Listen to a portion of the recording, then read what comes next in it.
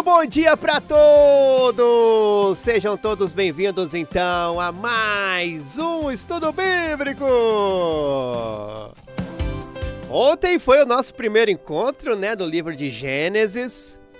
Ontem nós fizemos aí uma introdução maravilhosa, entendemos que Gênesis é o livro dos começos, escrito por Moisés há mais de 3.000 anos e que conta a história de como Deus se relaciona com a humanidade. Então, paz e bem, querido ouvinte, eu sou o Rafael Henrique, catequista, e vamos para mais um episódio do nosso estudo bíblico sobre o livro de Gênesis.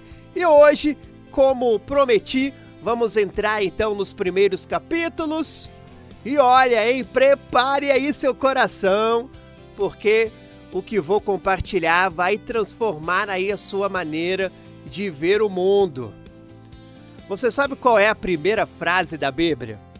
A primeira frase ali, bem no início, diz assim, ó: no princípio, Deus criou o céu e a terra.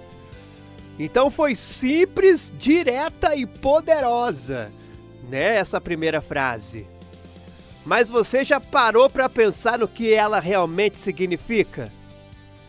No princípio de tudo, antes do tempo existir, antes do espaço existir, havia Deus, só Deus. E Deus decidiu criar. Mas por quê, hein? Ele estava se sentindo sozinho? Será que ele estava entediado? Não. Deus é amor. E o amor precisa se doar, precisa compartilhar, precisa criar. É como quando você ama tanto alguém que quer fazer coisas para essa pessoa. A mãe que prepara aquele prato especial para o filho. O pai que constrói um brinquedo para a criança. O jovem que escreve uma música para a namorada. Deus criou o universo por amor, para compartilhar sua bondade, sua beleza, sua vida. E como Deus criou, hein? Deus disse: faça-se a luz. E a luz se fez, apenas com a palavra. Você consegue imaginar isso? E nós não precisamos de material, ferramentas, tempo, nem esforço. Deus, meus irmãos, Deus só precisa palavra. Nós precisamos ali de muita coisa para conseguir nós precisamos então ali de ferramentas, material, tempo e esforço. Mas Deus é só a palavra. É como se o universo inteiro estivesse na mente de Deus. E quando Ele falou, tudo saltou para a existência. Então agora vamos entender esses 6 dias da criação. Primeiro, muita gente fica confusa, porque pensa que foram 6 dias de 24 horas, os 6 dias que a gente está acostumado aqui na Terra. Olha, será que foram 6 dias de 24 horas? Foram períodos mais longos, será? Olha, não sei, o importante não é a duração, mas é a mensagem, Moisés estava ensinando ex-escravos no deserto, pessoas simples. Então ele usou uma linguagem que eles pudessem entender. É como quando você explica para uma criança como funciona a chuva, Você não vai falar daquelas palavras difíceis de evaporação, condensação, precipitação.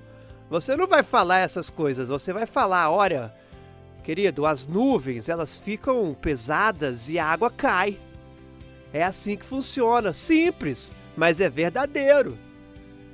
Então o primeiro dia era luz e trevas. Mas espera, o sol só foi criado no 4º dia, então como tinha luz sem sol?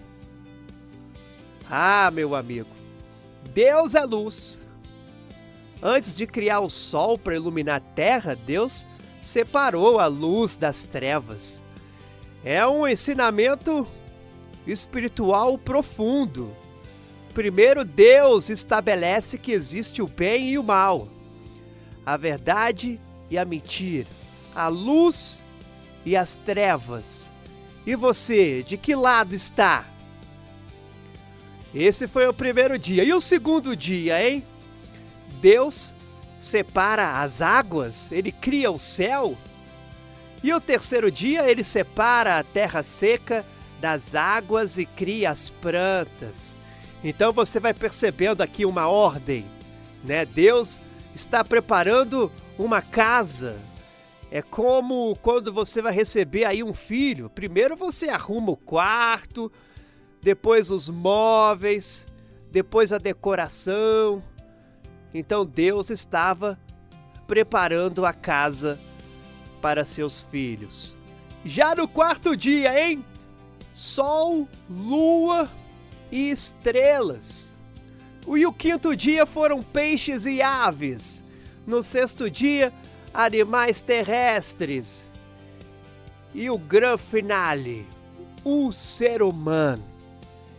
Cada dia Deus olhava o que tinha feito e dizia: é bom. Mas Deus criou o ser humano e disse: é muito bom. E como Deus criou o ser humano, hein?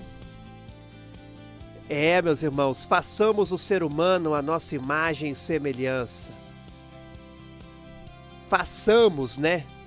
No plural. Sim, no plural. Já aqui, né, nós vemos um mistério, então, da Santíssima Trindade. Pai, Filho e Espírito Santo em comunhão criando. E a imagem e semelhança. Você sabe o que significa isso? A imagem e semelhança. Olha, significa que você tem algo de Deus aí em você. Não fisicamente, né? Porque Deus é espírito, mas você tem inteligência, vontade, capacidade de amar, de criar, de escolher. Por exemplo, o cachorro ele age por instinto, né? O pássaro, ele segue ali a sua natureza. Mas você pode escolher, né? Você pode amar mesmo quando é difícil, você pode perdoar mesmo quando dói, você pode criar beleza, você pode conhecer a verdade. Isso é ser imagem de Deus. E Deus criou, né? Deus criou homem e mulher os criou. Os dois iguais em dignidade, diferentes em características, complementares em vocação. É como as duas mãos, né? Elas são diferentes. Uma é direita, a outra é esquerda, mas juntas elas fazem as coisas maravilhosas. Homem e mulher, diferentes, mas complementares, feitos um para o outro. Esse então é o capítulo 1. Vamos agora para o capítulo 2, né, que conta a criação de uma forma mais detalhada, mais íntima. É como se no capítulo 1 Deus então mostrasse a foto panorâmica. E no capítulo 2 ele já desce ali um zoom no que é mais importante, que é o ser humano. Então, a Bíblia diz: o Senhor Deus formou o homem do pó da terra e soprou em suas narinas o sopro da vida. Olha que coisa mais linda, meus irmãos, que imagem linda. Deus, então, como um artesão, está moldando com carinho, com cuidado. Você já viu um oleiro trabalhando, né? As mãos sujas de barro, né? Moldando com paciência, com amor. Então, assim Deus te formou. E mais, Ele soprou em você o sopro da vida. O hálito de Deus está em você. Por isso, a sua vida é sagrada. E Deus colocou o homem no jardim do Éden. Sabe o que significa Éden? Éden significa delícia, prazer. Era o paraíso. Sabe onde ficava o jardim do Éden? Ninguém sabe exatamente onde ficava. A Bíblia fala de 4 rios, 2 nós até conhecemos até hoje. O rio Tigre e o Eufrates, lá no Iraque. Mas o importante não é onde ficava, mas o que representava. Muitos dizem que fica ali no Iraque, mas o que realmente importa é que o lugar da harmonia perfeita entre Deus. É um lugar maravilhoso, onde está o ser humano, toda a criação de Deus. No jardim tinha toda a árvore boa para comer. Bonita de ver mesmo. Tinha a árvore da vida. E também a árvore do conhecimento, do bem e do mal. Então Deus deu uma ordem e disse: de toda a árvore do jardim podes comer, mas da árvore do conhecimento do bem e do mal não pode, porque no dia em que dela comeres, certamente morrerás. E por que Deus colocou essa árvore lá? Teve um dia que um catequizando meu, uma criança de 8 anos, me perguntou: Rafael, por que Deus colocou essa árvore lá? Será que era para tentar o homem? Não, não foi para tentar o homem, mas para dar liberdade. Sem a possibilidade de escolher, não há amor verdadeiro. É como um rapaz que quer namorar uma moça. Se ele obrigar a moça a namorar com ele, não é amor. O amor precisa ser livre. Deus queria ser amado, então, livremente. Por isso, ele deu a possibilidade de escolha. Então, Deus disse algo surpreendente. E disse assim, não é bom que o homem esteja só. O primeiro não é bom da Bíblia. Deus era bom, muito bom, mas a solidão não era boa. Nós fomos feitos para a comunhão, para o relacionamento, para o amor. Então Deus fez Adão nomear todos os animais. Imagine a cena, hein? Desfilando ali diante de Adão todos os animais. Então passou o elefante e Adão deu o nome então a elefante. Girafa, então Adão dá o nome da girafa. Formiga, e Adão dá o nome. Mas o que acontece? Nenhum era semelhante a ele, Nenhum podia ser seu companheiro verdadeiro. O cachorro é amigo, mas não é igual. O cavalo ajuda, mas não compartilha sonhos. Então Adão, meus irmãos, estava cercado lá de criaturas, mas estava só. Então, o que aconteceu? Deus fez cair um sono profundo sobre Adão. O primeiro sono, o primeiro anestesista foi Deus. Então, Deus tirou sua costela. Na verdade, a palavra hebraica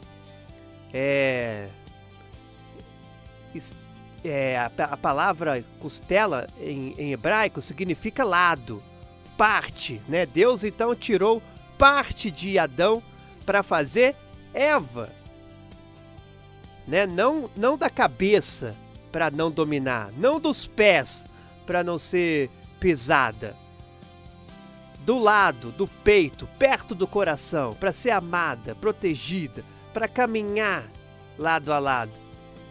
Então, quando Adão acordou e viu Eva, ele soltou o primeiro poema da história e disse: esta sim é osso dos meus ossos, carne da minha carne. Meus irmãos, e os dois estavam ali nus, né? Não se envergonhavam, a inocência original, né? Não havia malícia, não havia medo, não havia vergonha, era a transparência total, a confiança plena, o amor sem barreiras. É o que todos nós buscamos, né, no fundo, ser conhecidos e amados como somos, sem máscaras, sem fingimentos. Esse então é o capítulo 2. Mas então vem o capítulo 3, né? E tudo muda, meus irmãos, no capítulo 3. A Bíblia diz: a serpente era o mais astuto de todos os animais. Quem era então essa serpente, hein, meus irmãos? É o próprio Satanás, o anjo caído, que estava ali usando a forma de serpente. E ele se aproxima de Eva com uma pergunta então venenosa e diz: é verdade que Deus vos disse, não comais de nenhuma árvore do jardim? Então veja a estratégia, né? Ele exagera, ele distorce, ele confunde. Deus tinha proibido uma árvore e Satanás então fala como se fossem todas. É o que ele faz até hoje. Ele pega uma orientação de Deus e distorce. E diz: Deus não quer que você seja feliz. Diz: Deus é castrador. E diz ainda: Deus não te ama de verdade. Ele só fala mentiras. Então Eva tenta corrigir, mas ela já adiciona algo que Deus não disse. E diz: nem tocar nela. Deus não tinha falado, né, de tocar, só de comer. Então, quando começamos a adicionar as palavras de Deus, já estamos em terreno perigoso. E então a serpente solta ali o seu veneno mortal e diz: não morrereis. Deus sabe que quando comerdes, vossos olhos se abrirão e sereis como Deus, conhecendo o bem e o mal. Então essa foi a primeira mentira da história. E qual é a tentação fundamental? A tentação ali, né, é ser como Deus, mas sem Deus. Decidir por conta própria o que é bom e mal, ser o dono da própria vida, não precisar obedecer a ninguém. E Eva viu que a árvore era boa para comer, que era agradável aos olhos e era desejável para adquirir sabedoria. Então são 3 níveis de tentação: o prazer físico, a beleza, né, estética e o orgulho intelectual. São as mesmas tentações de hoje. Ela comeu então, deu ao marido que estava com ela e ele também comeu. Então notou, Adão estava ali o tempo todo. Ele não defendeu Eva, não lembrou a ordem de Deus, simplesmente comeu. Às vezes o pecado não é só fazer o mal, é não fazer o bem quando devemos. E a Bíblia diz: então abriram-se os olhos dos dois. Mas não para a sabedoria que eles estavam esperando, né? E sim para a própria nudez, para a própria fragilidade, para a vergonha. O pecado, ele sempre promete liberdade, mas ele entrega, meus irmãos, a escravidão. Ele promete prazer, mas ele entrega dor. O pecado promete vida, mas entrega é morte. E quando ouviram Deus passeando no jardim, a brisa da tarde, né? Que imagem linda, né? Deus passeando, querendo conversar. Eles se esconderam. O pecado, então, sempre nos afasta de Deus. Sempre gera medo. Sempre nos faz fugir daquele que mais nos ama. E Deus pergunta: onde estás? Ele não sabia? Claro que ele sabia onde eles estavam. Mas ele queria dar a chance, né? De confessarem, de se arrependerem. É o que Deus faz com você, né? Onde você está? O que você faz? Volta para mim. Mas em vez de assumir, Adão começa a culpar Eva e indiretamente ainda culpa Deus e diz: a mulher que me destes, Eva culpa a serpente, né? Ninguém assume. É sempre assim, meus irmãos, a culpa é do outro, das circunstâncias, a culpa é de Deus, a culpa nunca é nossa. E aí vêm as consequências. Para a serpente, né, rastejar e comer pó. Para a mulher, dores de parto, tensão no relacionamento. Para o homem, trabalho e suor. Para todos, a morte. Mas, no meio do castigo, uma promessa, hein? O primeiro evangelho. A Bíblia diz: porém, inimizade entre ti e a mulher, entre tua descendência e a dela, e ela te esmagará a cabeça. Meus irmãos, aqui está a promessa do Salvador. Maria e Jesus vencendo o mal. Amanhã nós vamos continuar essa história, hein? Vamos ver as consequências do pecado da família de Adão.